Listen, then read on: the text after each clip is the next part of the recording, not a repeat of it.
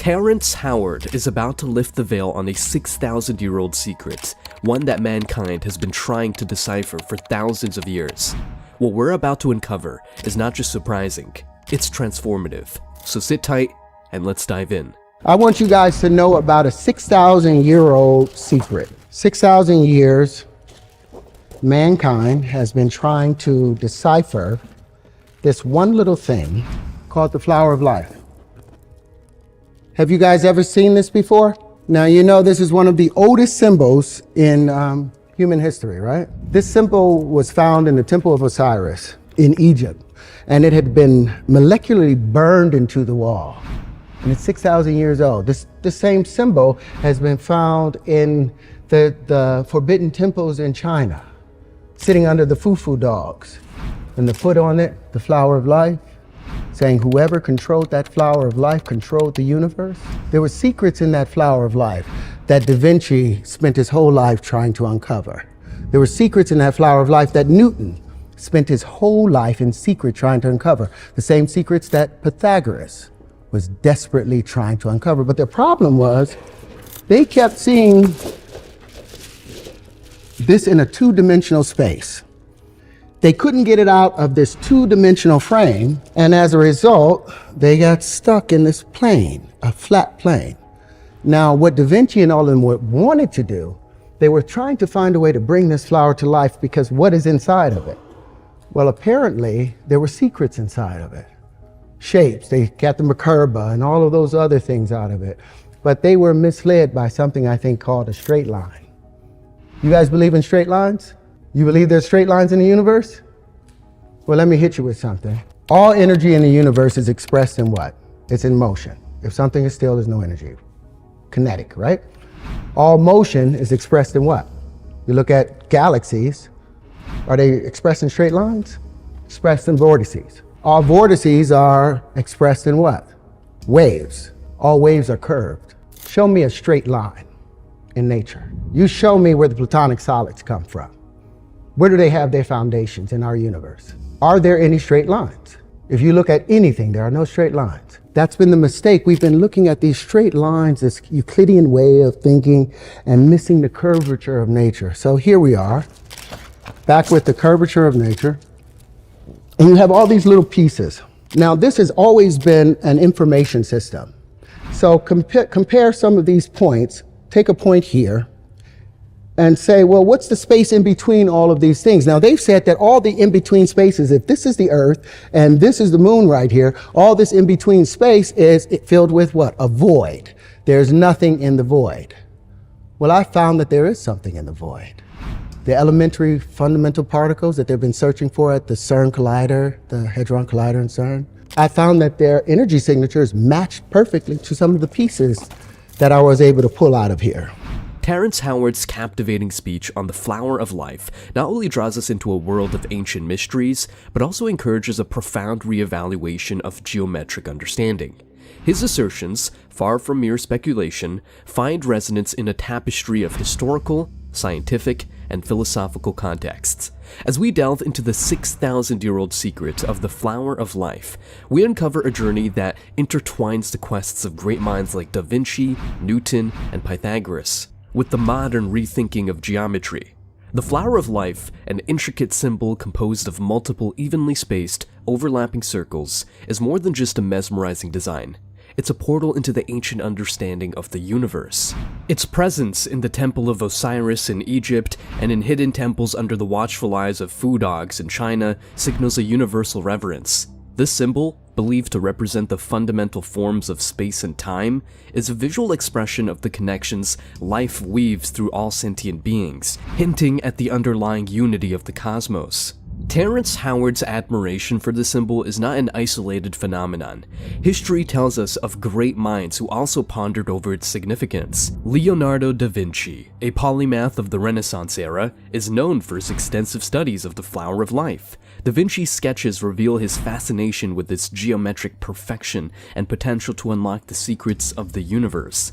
Similarly, Sir Isaac Newton, in his quest to understand gravitational force and the mechanics of the cosmos, delved into ancient knowledge and symbols, including the flower of life. It suggested that Newton's famed discovery of gravity was part of a larger pursuit to decipher the cosmic puzzle embedded in ancient symbols. Pythagoras, the Greek mathematician, also journeyed through these mystical realms, using geometric principles to understand the harmonies of music and the structure of the universe. But what Howard brilliantly highlights is the limitation these great minds faced, their confinement within two-dimensional perspectives. Despite their genius, they grappled with the symbol's profundity, unable to fully transcend its planar representation. This is where Howard's critique of traditional Euclidean geometry opens a new avenue of understanding. Euclidean geometry, the bedrock of much of our mathematical and scientific understanding, focuses on flat, two-dimensional planes. However, the universe, as Howard eloquently points out, isn't confined to flatness. It's a dance of curves, waves, and multidimensional forms. The flower of life thus becomes a gateway to understanding the curvature of nature. When we look at the spirals of galaxies or the intricate patterns of a nautilus shell, we see not straight lines, but curves. This realization has profound implications. It suggests that the universe operates not just in the realms of the flat and linear, but in dimensions that our ancestors possibly tried to communicate through symbols like the flower of life. Howard's speech resonates with the modern scientific understanding of the universe. The curved space-time continuum, a fundamental concept in Einstein's theory of relativity, echoes this ancient wisdom. The curvature of space and time around massive objects like stars and galaxies isn't just theoretical, it's observable. The warping of light around massive objects, known as gravitational lensing, is a testament to the universe's curved nature. Furthermore, Howard's insights find parallels in the realm of quantum physics. The elusive nature of elementary particles, their existence in probabilities rather than definite positions, aligns with the idea of a universe beyond straight lines and predictable paths. This is where Howard's theory about finding something in the void becomes particularly intriguing. The void, often thought of as empty space, could be teeming with these fundamental particles, invisible threads weaving the fabric of the universe. The flower of life, therefore, is not just an ancient symbol, but a representation of the universe's deepest secrets. The 6,000-year-old secret isn't just about a geometric pattern, it's about the very nature of reality itself. It's a symbol that has transcended millennia, bridging the gap between ancient wisdom and modern scientific understanding. I've spent 45 years searching these things out and trying to figure out what the universe really, how it really worked. And we've come to find that the universe, they are abandoning the standard model, the ideas of black holes and dark matter, for an electric model of the universe. There's tons of paperwork of Da Vinci working on the flower of life and trying to unravel it. But every single existence, every single example, you see him making straight lines and trying to make these straight lines bend in, and therefore he was never able to open it up because all the universe is curved, all space is curved. And as a result, what I was doing in trying to find these straight lines, I abandoned the idea of the straight line. The shortest distance between 2 points is curved space because you cannot force your way straight through space. Even electricity, as it moves from a southern plane to a northern plane, it always goes northeast in its direction. And magnetism, as it expands out, it goes southwesterly. And that's the spin. That's how you always know whether it's magnetism or electricity. It's the spin. Is it northeast or is it southwest? But in trying to define the spaces, it allowed me to see that all of these in between, what we have been dealing with is these petals.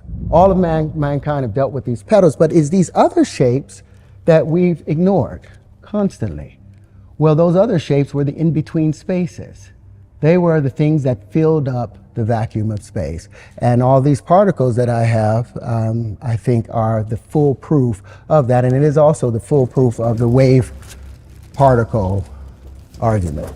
Building on Terrence Howard's profound insights about energy and motion, we embark on a journey to unravel the universe's hidden language, a language articulated not in straight lines, but in dynamic patterns and ceaseless movement. This exploration leads us into the realms of modern physics, where the concepts of energy and motion are understood not as linear trajectories, but as complex interplay of forces and fields. In the heart of this exploration lies the fundamental principle that all energy in the universe is in perpetual motion. This motion manifests in vortices, waves, and spirals rather than straight lines. Modern physics, with its study of galaxies and celestial bodies, supports this view. Galaxies do not arrange themselves in straight paths, but in swirling spirals and elliptical orbits, a pattern mimicked in the structure of the DNA helix and the spiraling arms of hurricanes. Howard's perspective resonates deeply with this view, suggesting a universal pattern of motion and energy that is curved and cyclic. The wave-particle duality in quantum mechanics, a concept that posits particles as both discrete entities and probabilistic waves, further illustrates this departure from straight-line thinking. This duality challenges our conventional understanding of motion and trajectory, proposing that at the fundamental level, the universe expresses itself in probabilities and patterns that defy straightforward categorization. Moving from the macrocosmic to the microcosmic, we delve into nature's curves, seeking the essence of the universe. This chapter explores how the natural world embodies the curved, non-linear geometry that Howard emphasizes. From the majestic sweep of rivers to the delicate curl of a fern's frond, nature abounds with curves and spirals. These patterns are not arbitrary, but follow mathematical principles such as fractal geometry and the Fibonacci sequence. Fractal geometry, with its self-repeating patterns, offers a window into the infinite complexity of nature. These fractals are evident in the branching of trees, the structure of snowflakes, and the rugged contours of mountain ranges. The Fibonacci sequence, another mathematical pattern, manifests in the arrangement of seeds in a sunflower, the spirals of a snail's shell, and the proportions of the human body. These patterns reveal a hidden order in nature, an order that transcends the straight lines of Euclidean geometry. Howard's perspective on the absence of straight lines in nature aligns with these observations. By recognizing the curved and recursive patterns that govern the natural world, we gain insight into the essence of the universe. These patterns are not mere coincidences, but are reflective of deeper, universal principles that govern the growth, structure, and movement of everything in the cosmos. As we delve deeper into this exploration, we prepare to encounter a concept that further challenges our conventional understanding of mathematics and its application to the physical world. Terrence Howard, in his insightful speech, introduces us to a fascinating aspect of this hidden order, the concept of mathematical loops. This intriguing idea, exemplified by the looping behavior of the square root of 2, reveals an unexpected and seemingly paradoxical nature of mathematical operations. But all of these wave conjugations, all of these states of matter, all of these things, it's time for that to be changed now. We have changed all of our buildings to be aerodynamic. Our airplanes are no longer based on a two-dimensional Euclidean way of life. But our math is still based on a two-dimensional way. And I think in order for us to reach the future, we have to examine that. Do you guys know about loops in math? Do you believe in loops? Do you know the square root of 2? Do you think that's a loop? Do you believe that the square root of 2 is the square root of 2? I want y'all to take out your phone for a minute then. We're gonna do one thing. Put it on the calculator and turn it to the side so you can get all the long numbers out of it. Now I want you to put in 2 and square root it. 2, hit the square root, you'll get 1.4142135623739095 ... right? Now I want you guys to do me a favor, cube it. It'll see right over there, it'll be x to the 3. It'll see 2.828427121746190. Now that makes sense. I want you guys to do me a favor, divide it by 2, get that number? Cube it again, divide it by 2, cube it again, and I want you to do that until the end of your lives. And that number will still come up with 2.828427121746190. Any other number that you, above 2, that you put in and you cube and you square, cube and square and divide by 2, by the 6th operation, it has moved into an exponential number that you can't even imagine. Any number below 2 that you do that same operation with, it will go into an exponentially small matter and number. This is what we call a loop. It is illogical, It doesn't make sense, and it does not make math make sense. So these are some things that I'm bringing to the fore and that I would like to question. I would like to audit the math, the world of mathematics, and I would like to audit how we view the Platonic solids, because I think the new wave conjugations will tell a better story of how our world works. Terrence Howard's speech takes an intriguing turn as he delves into the concept of mathematical loops, challenging our conventional understanding of mathematics and its application to the physical world. His example using the square root of 2 not only captivates, but also invites us to reconsider the foundational principles of mathematics that we often take for granted. Howard's call to audit the math is more than a mere suggestion. It's an invitation to embark on a journey of discovery and reevaluation of the very fabric of mathematical understanding. In his example, Howard demonstrates a fascinating loop with the square root of 2. By continuously cubing and dividing the result by 2, we arrive at a constant value, 2.82842712174619. This phenomenon, as Howard points out, defies our expectations of mathematical operations, where we anticipate a change or progression rather than a loop.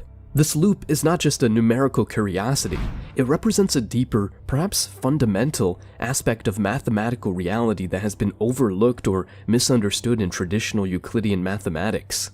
Howard's exploration into these loops hints at a larger, more profound implication, that our understanding of mathematics and its relationship to the physical world might be limited or even flawed. He suggests that just as we have adapted our buildings and airplanes to be more aerodynamic, moving away from two-dimensional designs, it might be time for our mathematics to evolve as well.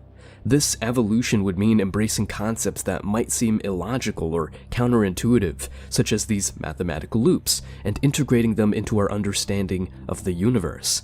The significance of Howard's call to reevaluate the Platonic solids and their role in understanding the universe cannot be overstated.